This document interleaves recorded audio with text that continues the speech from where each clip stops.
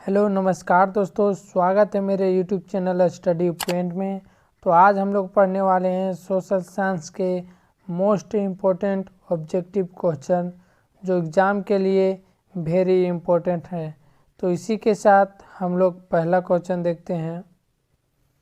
पहला क्वेश्चन पूछ रहा है 1915 ईस्वी में किस युद्ध में फ्रांस की हार हुई।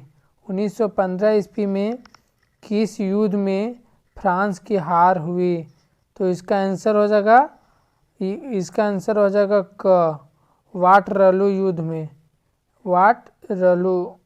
नेक्स्ट क्वेश्चन देखते हैं, क्वेश्चन नंबर सेकेंड क्वेश्चन में पूछ रहा है क्रांति से पहले फ्रांसीसी समाज कितने वर्गों में विभक्त था। क्रांति से पहले फ्रांसीसी समाज कितने वर्ग में विभक्त था। तो इसका आंसर हो जाएगा ख, यानी इसका आंसर हो जाएगा 3 वर्गों में विभक्त था। इसका आंसर हो जाएगा ख।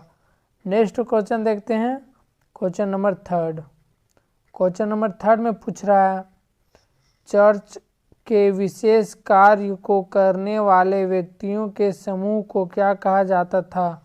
यानी कि जो चर्च में काम करते थे उन सब व्यक्तियों के समूह को क्या कहा जाता था। तो इसका आंसर हो जाएगा ग, पादरी वर्ग। यानी कि व्यक्तियों के समूह को पादरी वर्ग कहा जाता था। नेक्स्ट क्वेश्चन देखते हैं, क्वेश्चन नंबर 4 में पूछ रहा है फ्रांस का संविधान किस वर्ष बना था। फ्रांस का संविधान किस वर्ष बना था। तो इसका आंसर हो जाएगा ग, 1791 ईस्वी में। इसका आंसर हो जाएगा 1791 ईस्वी में। नेक्स्ट क्वेश्चन देखते हैं, क्वेश्चन नंबर 5 में पूछ रहा है फ्रांस में 1793 से 1794 ईस्वी के मध्य के काल को किस नाम से जाना जाता था। यानी 1793 से 1794 के मध्यकाल को किस नाम से जाना जाता था। तो इसका आंसर हो जाएगा क, आतंक का राज। नेक्स्ट क्वेश्चन देखते हैं, क्वेश्चन नंबर 6 में पूछ रहा है 1917 ईस्वी से पूर्व रूस पर किसका शासन था। 1917 ईस्वी से पूर्व रूस पर किसका शासन था। तो इसका आंसर हो जाएगा जार निकोलस द्वितीय। इसका आंसर हो जाएगा ख। नेक्स्ट क्वेश्चन देखते हैं, क्वेश्चन नंबर 7 में पूछ रहा है रूसी संसद का क्या नाम था। तो इसका आंसर हो जाएगा क्वेश्चन नंबर 7 का आंसर हो जाएगा ड्यूमा। यानी रूसी संसद को ड्यूमा के नाम से जाना जाता था। नेक्स्ट क्वेश्चन देखते हैं, क्वेश्चन नंबर 8 में पूछ रहा है बोल्शेविक पार्टी का नेता कौन था। तो इसका आंसर हो जाएगा क्वेश्चन नंबर 8 का आंसर हो जाएगा लेनिन। इसका आंसर हो जाएगा क, बोल्शेविक पार्टी का नेता लेनिन था। नेक्स्ट क्वेश्चन देखते हैं, क्वेश्चन नंबर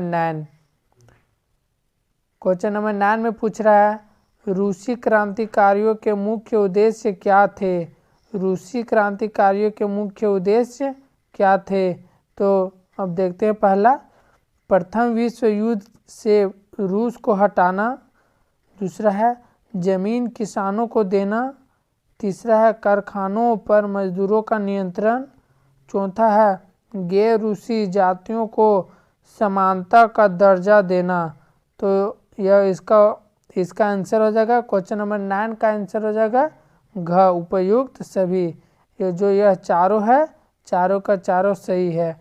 नेक्स्ट क्वेश्चन देखते हैं, क्वेश्चन नंबर 10 में पूछ रहा है खूनी रविवार के नाम से किस दिन को जाना जाता है। खूनी रविवार के नाम से किस दिन को जाना जाता है।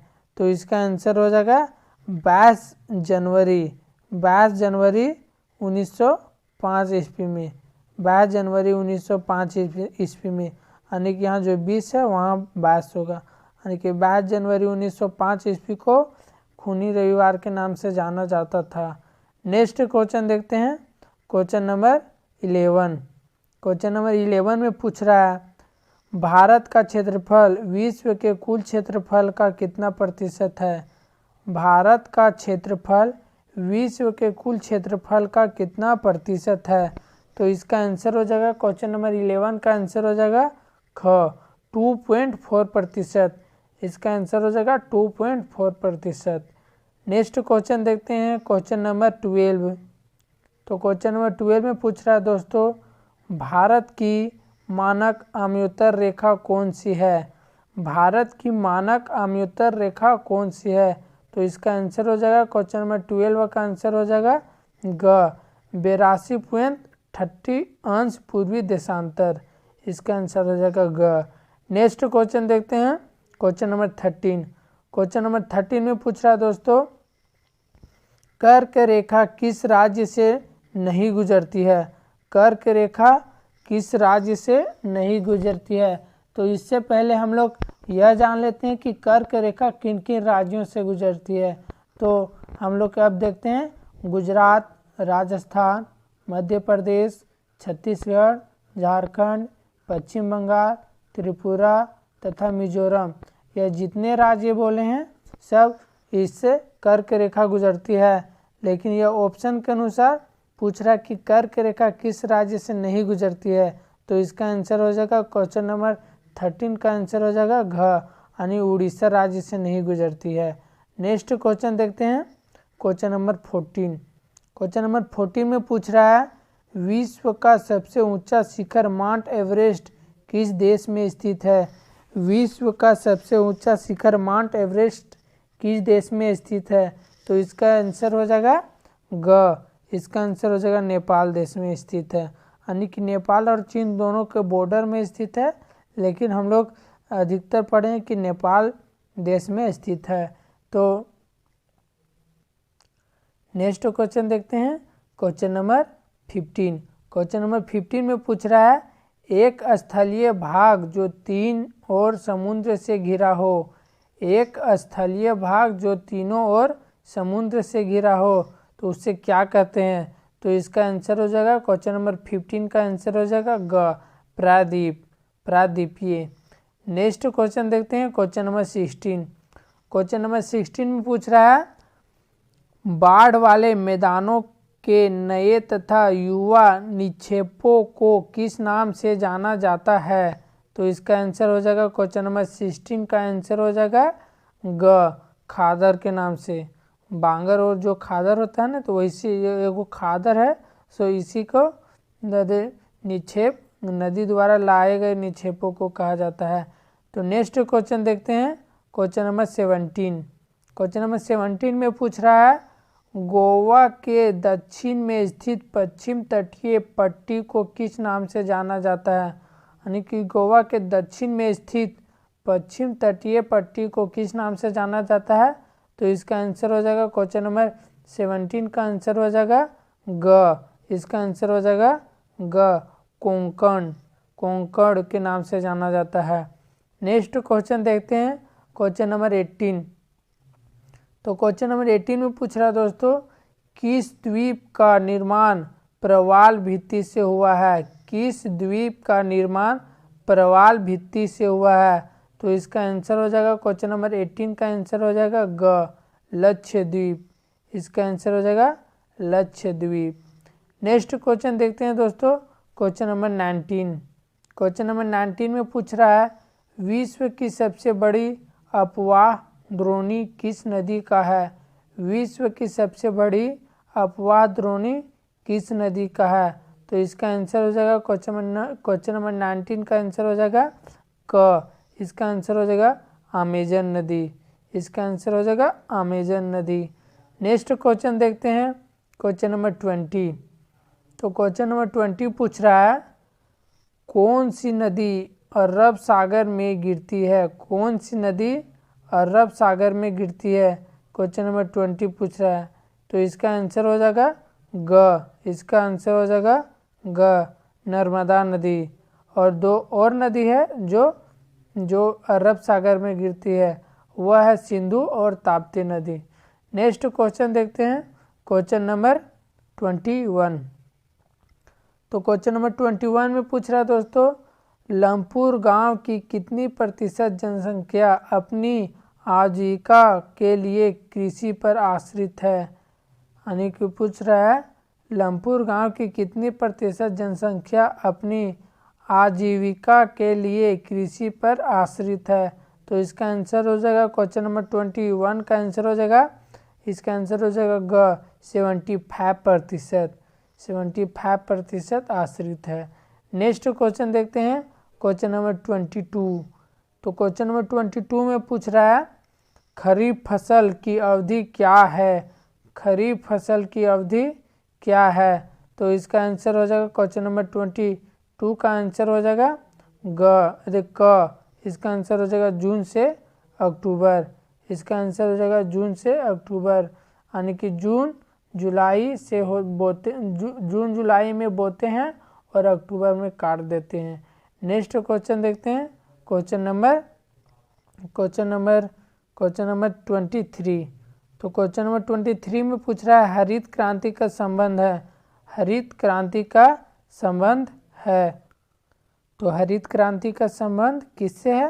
तो पहला ऑप्शन है खाद्यान्न के उत्पादन से, दूसरा है तिलहन के उत्पादन से, तीसरा ऑप्शन है दूध के उत्पादन से, चौथा ऑप्शन है मत्स्य पालन से। तो इसका आंसर हो जाएगा क्वेश्चन नंबर 23 का आंसर हो जाएगा क, खाद्यान्न के उत्पादन से। नेक्स्ट क्वेश्चन देखते हैं क्वेश्चन नंबर 24। क्वेश्चन नंबर 24 में पूछ रहा है निम्न में से कौन कार्यशील पूंजी का उदाहरण है। निम्न में से कौन कार्यशील पूंजी का उदाहरण है। तो इसका आंसर हो जाएगा ग, नगद पैसा तथा कच्चा माल। नगद पैसा तथा कच्चा माल कार्यशील पूंजी का उदाहरण है। नेक्स्ट क्वेश्चन देखते हैं क्वेश्चन नंबर 25। तो क्वेश्चन नंबर 25 में पूछ रहा है दोस्तों निम्नलिखित में से कौन एक गैर कृषि क्रिया है। गैर कृषि क्रिया है। तो इसका आंसर हो जाएगा क्वेश्चन नंबर 25 का आंसर हो जाएगा सी। इसका आंसर हो जाएगा फसल की देखभाल करना। इसका आंसर हो जाएगा फसल की देखभाल करना। नेक्स्ट क्वेश्चन देखते हैं दोस्तों क्वेश्चन नंबर 26। तो क्वेश्चन नंबर 26 में पूछ रहा है नीचे दिए गए कथनों को ध्यानपूर्वक पढ़िए। पहला कथन है जब मानव संसाधन को शिक्षा तथा स्वास्थ्य के द्वारा विकसित किया जाता है तब इसे मानव पूंजी निर्माण कहते हैं। दूसरा कथन है मानव पूंजी में निवेश भौतिक पूंजी को की भांति ही प्रतिफल प्रदान करता है। तो पहला ऑप्शन है केवल कथन 1 सही है, केवल कथन 2 सही है, केवल कथन 1 और 2 दोनों सही है, और कथन घ में है कथन 1 और 2 दोनों गलत है। तो इसका आंसर हो जाएगा क्वेश्चन नंबर 26 का आंसर हो जाएगा ग, यानी कि कथन 1 और 2 दोनों सही है। नेक्स्ट क्वेश्चन देखते हैं क्वेश्चन नंबर 27। क्वेश्चन नंबर 27 में पूछ रहा है किस प्रकार की जनसंख्या अर्थव्यवस्था की परिसंपत्ति है। किस प्रकार की जनसंख्या अर्थव्यवस्था की परिसंपत्ति है। तो इसका आंसर हो जाएगा क्वेश्चन नंबर 27 का आंसर हो जाएगा ख, शिक्षित एवं अस्वस्थ जनसंख्या। शिक्षित एवं अस्वस्थ जनसंख्या। नेक्स्ट क्वेश्चन देखते हैं क्वेश्चन नंबर 28। तो क्वेश्चन नंबर 28 में पूछ रहा है नीचे दिए गए कथनों में से कौन सा कथन बेरोजगारी को सही तरीके से परिभाषित करता है। तो इसका पहला ऑप्शन है जब प्रचलित मजदूरी की दर में कम मजदूरी पर लोग काम करते हैं। ख ऑप्शन है जब प्रचलित मजदूरी की दर पर काम करने के इच्छुक व्यक्ति को रोजगार नहीं मिलता। और ग तीसरा ऑप्शन है जब व्यक्ति को अपनी रुचि के मुताबिक काम नहीं मिलता। तो इसका आंसर हो जाएगा क्वेश्चन नंबर 28 का आंसर हो जाएगा ख। इसका आंसर हो जाएगा ख। नेक्स्ट क्वेश्चन देखते हैं क्वेश्चन नंबर 29। क्वेश्चन नंबर 29 में पूछ रहा है प्राथमिक शिक्षा में नामांकन के लिए कौन से कार्यक्रम चलाए गए हैं? प्राथमिक शिक्षा में नामांकन के लिए कौन से कार्यक्रम चलाए गए हैं? तो इसका आंसर हो जाएगा क्वेश्चन नंबर 29 का आंसर हो जाएगा घ, इनमें से कोई नहीं। इसका आंसर हो जाएगा इनमें से कोई नहीं। नेक्स्ट क्वेश्चन देखते हैं, क्वेश्चन नंबर 30। क्वेश्चन नंबर 30 में पूछ रहा है मौसमी बेरोजगारी से क्या तात्पर्य है? मौसमी बेरोजगारी से क्या तात्पर्य है? तो इसका आंसर हो जाएगा क्वेश्चन नंबर 30 का आंसर हो जाएगा ख, जब किसी खास फसली मौसम में ही रोजगार मिलता है। जब किसी खास फसली मौसम में ही रोजगार मिलता है। नेक्स्ट क्वेश्चन देखते हैं, क्वेश्चन नंबर 31। क्वेश्चन नंबर 31 में पूछ रहा है लोकतंत्र का शाब्दिक अर्थ क्या है? लोकतंत्र का शाब्दिक अर्थ क्या है? तो इसका आंसर हो जाएगा क्वेश्चन नंबर 31 का आंसर हो जाएगा ग, लोगों का शासन। लोगों का शासन लोकतंत्र का शाब्दिक अर्थ है। नेक्स्ट क्वेश्चन देखते हैं, क्वेश्चन नंबर 32। तो क्वेश्चन नंबर 32 में पूछ रहा है दोस्तों इनमें से कौन लोकतंत्र की विशेषता नहीं है? इनमें से कौन लोकतंत्र की विशेषता नहीं है? तो इसका आंसर हो जाएगा क्वेश्चन नंबर 32 का आंसर हो जाएगा ख, एक ही राजनीतिक दल का शासन। एक ही राजनीतिक दल का शासन नहीं हो सकता है। नेक्स्ट क्वेश्चन देखते हैं, क्वेश्चन नंबर 33।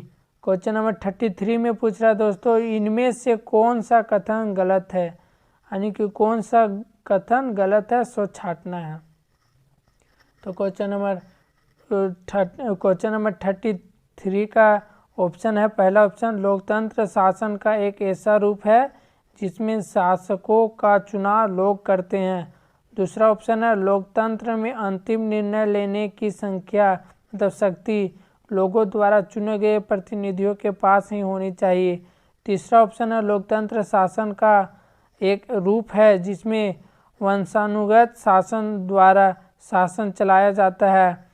और चौथा ऑप्शन है लोकतंत्र शब्द की उत्पत्ति डेमोक्रेसी से हुई है। तो क्वेश्चन नंबर 33 का आंसर हो जाएगा ग, इसका आंसर हो जाएगा ग। नेक्स्ट क्वेश्चन देखते हैं, क्वेश्चन नंबर 34। क्वेश्चन नंबर 34 में पूछ रहा है इनमें से कौन सा तर्क लोकतंत्र के पक्ष में इच्छा नहीं है?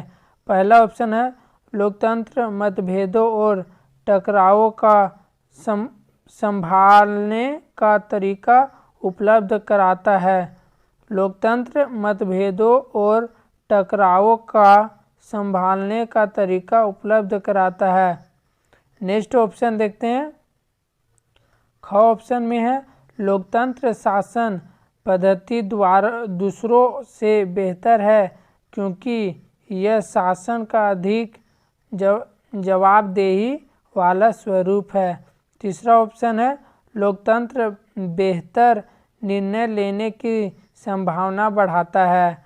चौथा ऑप्शन है लोकतंत्र नागरिकों का सम्मान नहीं करता है, नहीं बढ़ाता है। तो इसका आंसर हो जाएगा क्वेश्चन नंबर 34 का आंसर हो जाएगा ग, लोकतंत्र बेहतर निर्णय लेने की संभावना बढ़ाता है। नेक्स्ट क्वेश्चन देखते हैं दोस्तों, क्वेश्चन नंबर 35। तो क्वेश्चन नंबर 35 में पूछ रहा है पाकिस्तान में जनरल परवेज मुशर्रफ ने कब सैनिक तख्तापलट की अनुयायी की? यानी कि पाकिस्तान में जनरल परवेज मुशर्रफ ने कब सैनिक तख्तापलट की अगुवाई की? तो इसका आंसर हो जाएगा क्वेश्चन नंबर 35 का आंसर हो जाएगा घ, इसका आंसर हो जाएगा 1999 ईस्वी में। नेक्स्ट क्वेश्चन देखते हैं दोस्तों, क्वेश्चन नंबर 36। तो क्वेश्चन नंबर 36 में पूछ रहा है दक्षिण अफ्रीका कब स्वतंत्र हुआ? दक्षिण अफ्रीका कब स्वतंत्र हुआ? तो इसका आंसर हो जाएगा घ, 1994 ईस्वी में दक्षिण अफ्रीका स्वतंत्र हुआ था। नेक्स्ट क्वेश्चन देखते हैं, क्वेश्चन नंबर 37। तो क्वेश्चन नंबर 37 में पूछ रहा है रंगभेद की नीति इनमें से किस देश में प्रचलित थी?